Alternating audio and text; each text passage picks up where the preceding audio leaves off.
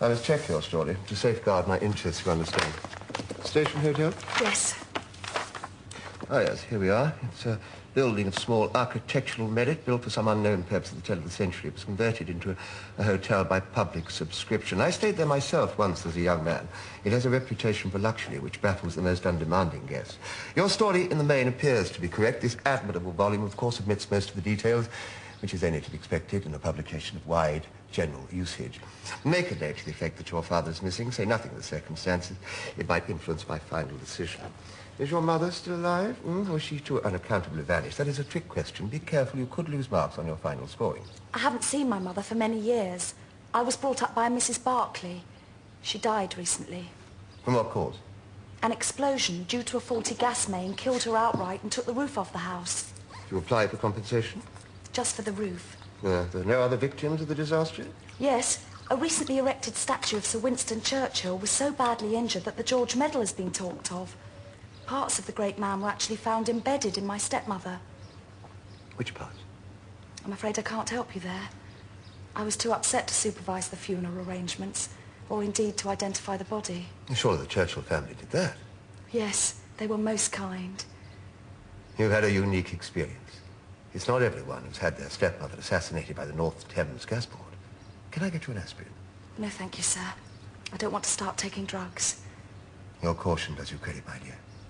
Now, I have to ask a question which may cause you some embarrassment. Please remember that I'm a doctor. What is your shorthand speed? I can manage 20 words a minute with ease, sir. And your typing speed? I haven't mastered the keyboard. My money ran out, you see. Or perhaps you have other qualities which aren't immediately apparent. Lie on the couch.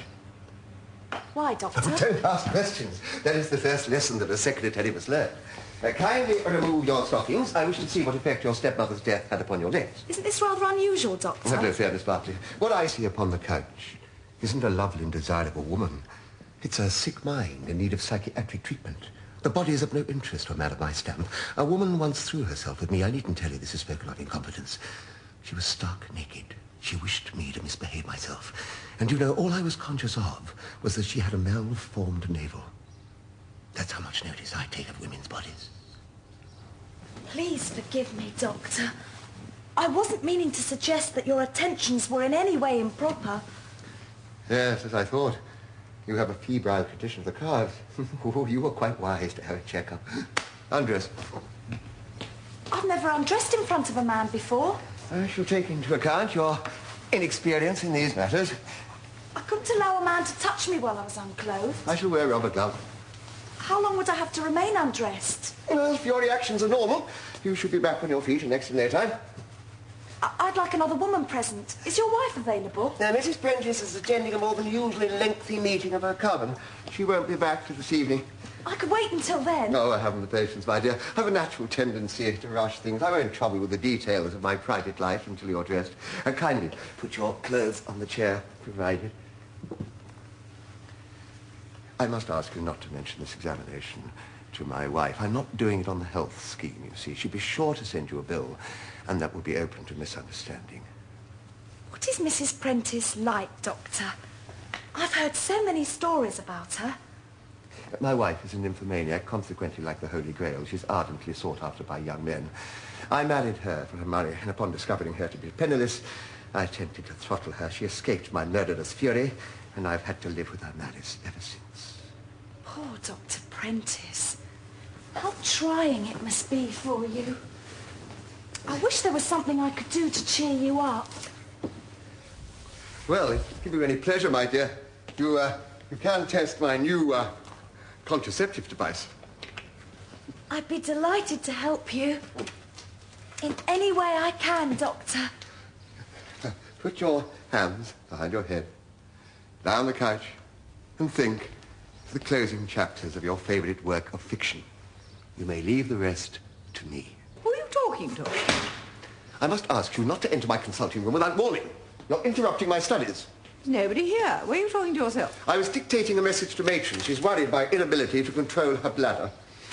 Can urine be controlled by thinking of Tess of the d'Urbervilles? My theory is still at the planning stage. I'd rather not discuss it. Why have you returned? You know I can't endure the torment of being in your company. I arrived at my meeting to find the hall in an uproar.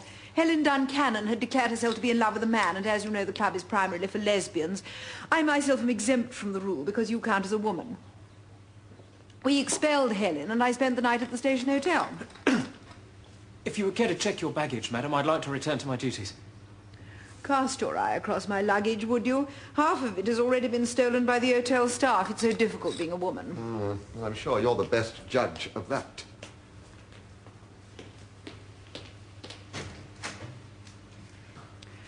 I'm not asking for my handbag back or for the money you've stolen, but unless my dress and wig are returned, I shall file a complaint with your employers. You have until lunchtime. I've already sold the dress for a lump sum. I could get it back at a price. I've also found someone to take an option on the photographs. What photographs?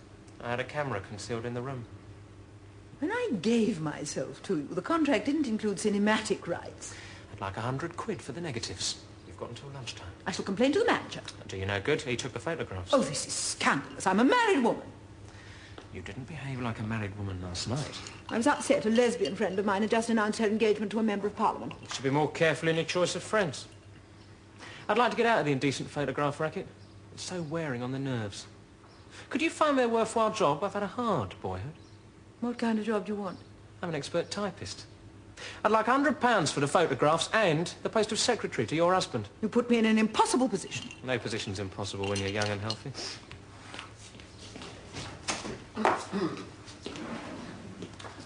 She'll be sodden before long.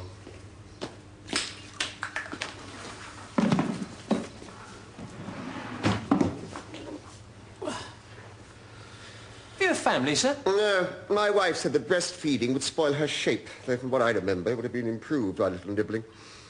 She's an example of inbreeding among the lobelia-growing classes. A failure in eugenics combined with a taste of alcohol and sexual intercourse makes it most undesirable for her to become a mother. I hardly ever have sexual intercourse. You bore me your legs apart. They'll send you to the grave in a Y-shaped coffin. My trouble stems from your inadequacy as a lover. It's embarrassing. You must have learnt your technique from a Christmas cracker. Rejuvenation pills have no effect on I you. never take pills. You take them all the time during our lovemaking. The deafening sound of your chewing is the reason for my never having an orgasm. How dare you say that? Your book on the climax in the female is largely autobiographical, or have you been masquerading as a sexually responsive woman? My vaginal spasms have been bogus for some time. What a discovery. Married to a mistress of the fraudulent climax. My parents were divorced, sir. I miss the warmth of a happy family atmosphere. As a psychiatrist, I do all I can to bring estranged couples together. Do not hesitate to call on me if you're mentally disturbed.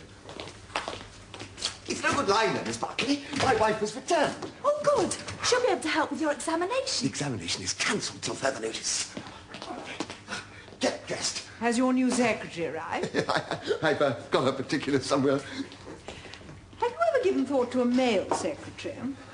A man could never get used to the work. My father had a male secretary. My mother said he was much better than a woman. No, I couldn't ask a young man to do overtime and palm him off with a lipstick and a bottle of Yardley's. There'd be silk suits and Alfa Romeos if I as much as breathed on him. Try a boy for a change, or a rich man. You can afford the luxuries of life. What about Miss Barkley? I've already given her a preliminary interview. You must explain the altered circumstances.